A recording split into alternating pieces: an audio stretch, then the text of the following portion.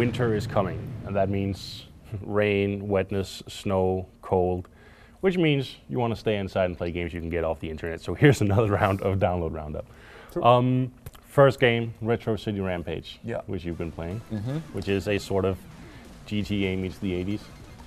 That's a pretty fair description, actually. It's it actually started out live as an original NES game called Grand Theft Auto, maybe, yes, which was this fan project done by a guy who had developed his own tools, like original NES tools, and just wanted to make a game for this platform, and it evolved. And it has evolved into pretty much Grand Theft Auto as seen on a Nintendo 8-bit with pretty much every pop culture reference in the world. I mean, you can't go a block in this game without seeing some kind of hint to old game or some kind of 80s, movie or something like that. And it's actually to the point where it gets kind of overkill. Like, you'll have to just distract yourself from looking at all this cool stuff and just play the game. And the game itself is also a mix-up of all kinds of classic NES games. Like, in the first hour, you'll see Mario, you'll see Turtles, you'll see Gryzor or Contra. You'll see, of course, Grand Theft Auto and a whole lot of other games, and mix that with, like, Back to the Future references and everything. It's a cool game. It's really well put together, and I just love the fact that it's pretty much done by one guy who's gotten some help, but that this is just his dream project. But it also is, I mean, the graphics are really harsh because they're done 8-bit style, and there's a constant overload of information. So just brace yourself, and you'll be able to enjoy it.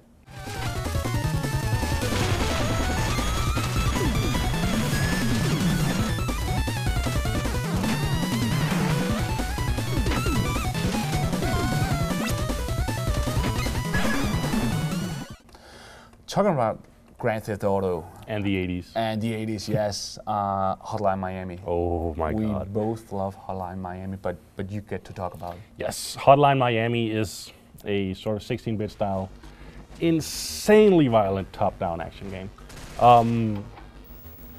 Running at a ludicrously fast pace. It's, you will die more in this than you will in Super Meat Boy, pretty much.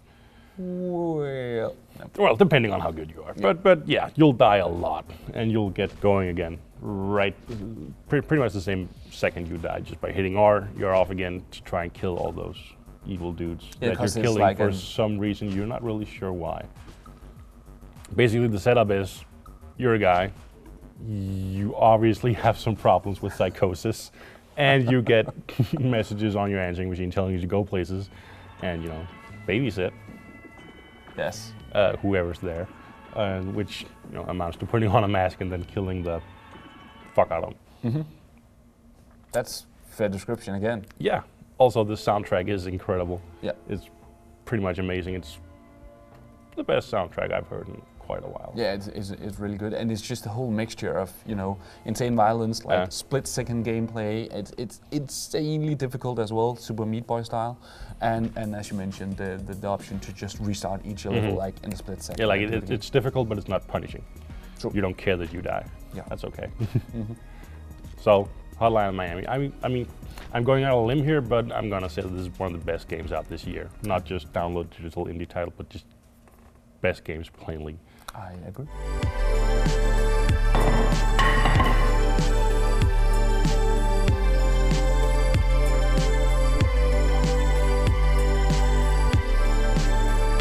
Moving on from the 80s to something completely different. Well, kind of. Dyad. Yeah. Dyad has finally been released here in the EU, and I say finally because it's been out in the US a couple of months. The closest thing I can use to describe Dyad is like a mixture of old Tempest and Res. Because you have this cone where you go inside the cone, and it really looks like Tempest, but it's also like you flying. It's so hard to describe, but you have this cone and you see enemies and bonus objects, and instead of shooting them, you're actually going into the cone, and the faster you grab these small power-ups, the faster you're going. And this game gets up to insane speeds, and of course you will have to just constantly grab these icons or these power-ups to keep up your speed and keep up the points and everything, while of course avoiding enemies. It doesn't really sound that cool to play. Well, you said Tempest, so I'm sold already. Yeah, well, if you're into Tempest, yes. It's really hard to describe, and it is the sort of game that you will have to just experience yourself, which is easy to say. But I do have to give you a warning, though. I have been playing Tempest, Wipeout, all these sorts of psychedelic Jeff Minter-ish games. And this is by far the hardest game I have had to follow with my eyes ever. I mean, the speeds and the combination of music and light that you see in this game is just unheard of. I've never experienced anything like it. So even if you are a hardcore Jeff Minter fan, you played all his really psychedelic experiences, and you also combine that with rest, this will still be quite the experience. So if you're a 10-year-old hot dog on sugar bombs, this is for you. Yes.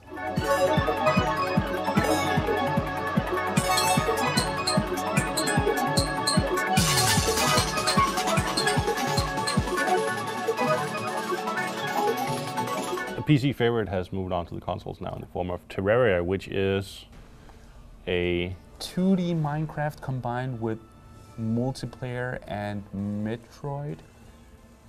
Yeah, it is. We like genre mixing. Yes, it is a really, really weird mixture, and I have to say that I probably had this game installed for 3-4 months, where I really wanted to like it, but I just couldn't figure it out, because there's no sort of tutorial in the game. It's pretty much just do whatever. And the first thing you'll get to see is that you can, of course, build your own house. You can dig and everything, and you just sit there and think, yeah, well, this is pretty much everything I've seen from Minecraft. But the further you dig down, the more minerals you'll find, and the more enemies you'll find. That they will be more and more hardcore, and the game will gradually start to open up for all kinds of different things that you can craft, and it goes from axes to laser weapons, and just exploring this world, and especially exploring it with your friends, and constantly opening up for new things that you can that you are forced to go down and find, to open up for even more things you can build yourself is really, really funny. And it is the sort of game that you will sit down with for half an hour, or at least you think half an hour, and you will be playing it for 10 hours and still finding new stuff to explore. So the game is coming out for console, and I'm really, really looking forward to seeing how they will handle it.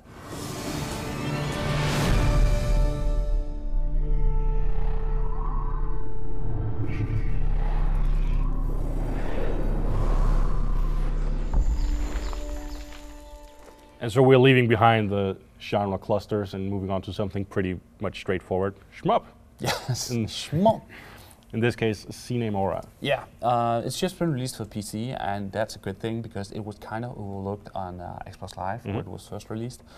Not the least because this is I would call it a good shmup. I've used countless hours on Dodonpachi and all the Japanese cave games, so I really like this genre. It's an okay shmup, but what's really cool about it is that it has a hugely complex and compelling storyline.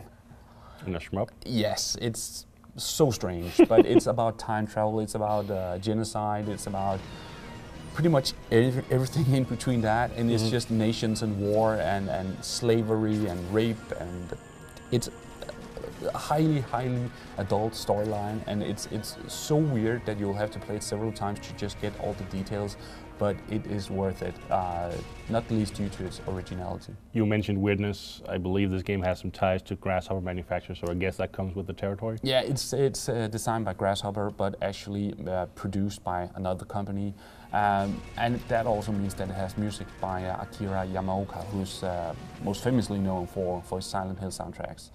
They're bombastic, but then again, you're pretty much using all your skills to just avoid the bullet hills. Yeah. The fine mist of time falls upon the heads of the dirty and the clean alike.